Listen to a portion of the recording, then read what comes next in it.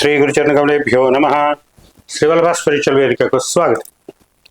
జీవితం అగమ్య గోచరమైపోయినప్పుడు, ఎటు వెళ్లాలో తెలియనప్పుడు, అన్ని వైపుల నుంచి కష్టాలు చుట్టుముట్టుతున్నప్పుడు, ఇక నాకు దారి లేదు అనుకున్నప్పుడు మీకు ఒక దారి చూపించి ధర్మబద్ధమైన మీ కోరికలను తీర్చే ఒక స్తోత్రాన్ని ఇప్పుడు మీకు అందిస్తున్నాను.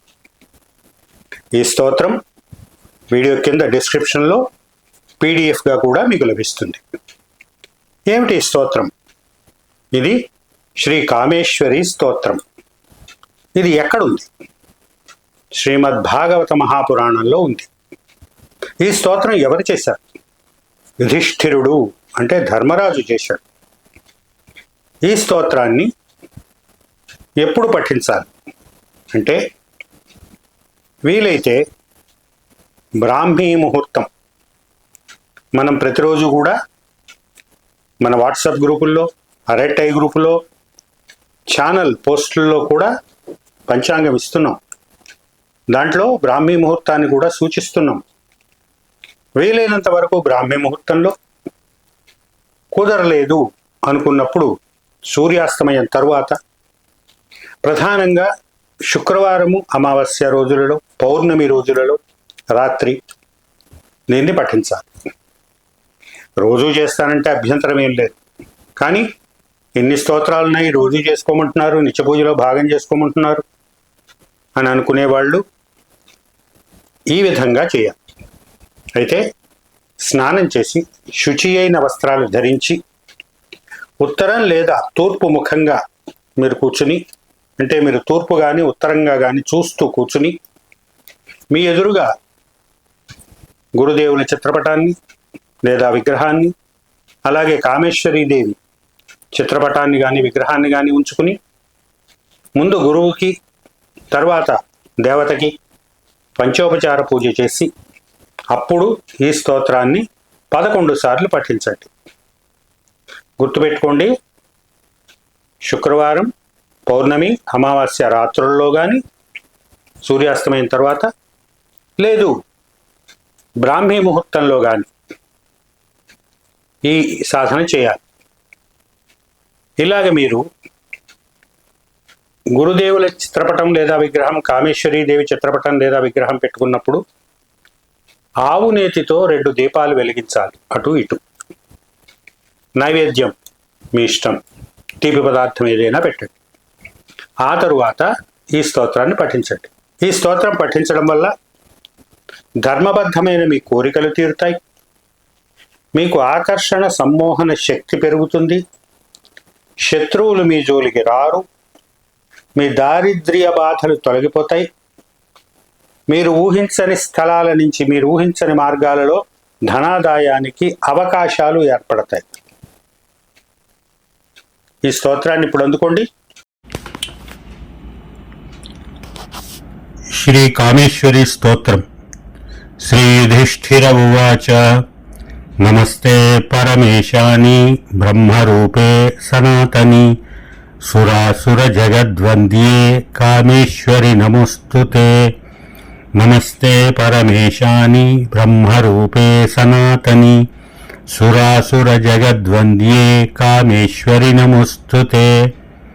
నతే ప్రభావం జానంతి బ్రహ్మాద్యాస్త్రిదశేశ్వరాః ప్రసీద జగతామాద్యే కామేశ్వరి నమోస్తుతే. నతే ప్రభావం జానంతి బ్రహ్మాద్యాస్త్రిదశేశ్వరాః ప్రసీద జగతామాద్యే కామేశ్వరి నమోస్తుతే. అనాది పరమా విద్యా దేహినాం దేహధారిణి త్వమేవాసి జగద్వంద్యే కామేశ్వరి నమోస్తుతే.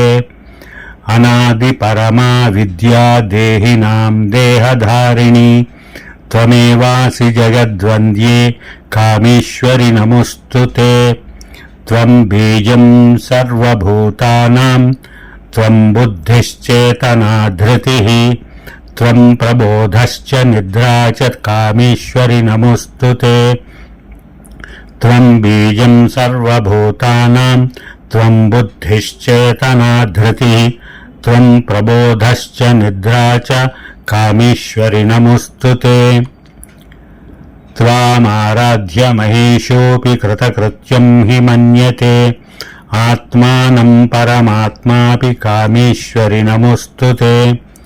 త్వామారాధ్య మహేశోऽపి కృతకృత్యం హి మన్యతే ఆత్మానం పరమాత్మాపి కామేశ్వరి నమోస్తుతే.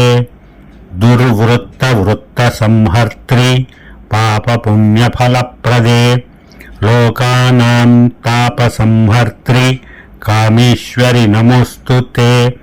దుర్వృత్త సంహర్త్రి పాపపుణ్యఫలప్రదే లోకానాం తాపసంహర్త్రి కామేశ్వరి నమోస్తుతే. త్వమేకా సర్వలోకానాం సృష్టిస్థిత్యంతకారిణి కరాలవదనే కాళి కామేశ్వరి నమోస్తుతే. త్వమేకా సర్వలోకానాం సృష్టిస్థిత్యంతకారిణి కరాలవదనే కాళి కామేశ్వరి నమోస్తుతే.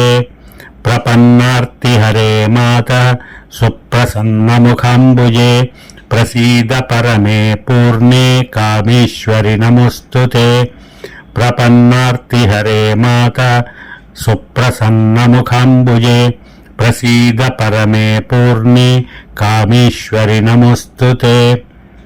త్వామాశ్రయంతి యే భక్త్యా యాంతి చాశ్రయతాం తు తే జగతాం త్రిజగద్ధాత్రి కామేశ్వరి నమోస్తుతే.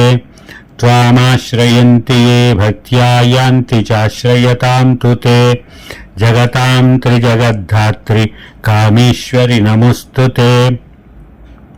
శుద్ధ జ్ఞానమయే పూర్ణే ప్రకృతి సృష్టిభావిని త్వమేవ మాతర్విశ్వేషి కామేశ్వరి నమోస్తుతే. శుద్ధ జ్ఞానమయే పూర్ణే ప్రకృతి సృష్టిభావిని త్వమేవ మాతర్విశ్వేషి కామేశ్వరి నమోస్తుతే. ఇది శ్రీ మహాభాగవతే యుధిష్ఠిరకృతం కామేశ్వరీ స్తోత్రం సంపూర్ణం. ఇది ఈ స్తోత్రం. ఈ స్తోత్రాన్ని పఠించి పారాయణ చేసి ఎన్నిసార్లు అనుకున్నాం? 11 సార్లు చేసి మీ జీవితానికి ఒక సరి అయిన దశ దిశ ఈ రెండింటినీ కూడా ఏర్పరచుకోండి. ఆ కామేశ్వరీదేవి అనుగ్రహంతో శ్రీ గురుదేవుల కృపా కటాక్షాల ద్వారా ఏది చేసినా కూడా నమ్మకం ముఖ్యం, నిష్ఠ విశ్వాసం ఈ రెండే. దేవతకి గురువుకి స్తోత్రానికి మంత్రానికి అభేదం, తేడా లేదు. ఇది గుర్తుపెట్టుకోండి. గుర్తుపెట్టుకుని ఈ సాధన మొదలుపెట్టండి. నవరాత్రుల్లో చేస్తే 4 నవరాత్రుల్లో కూడా చేస్తే మరింత సత్ఫలితాలు పొందే అవకాశం ఉంటుంది.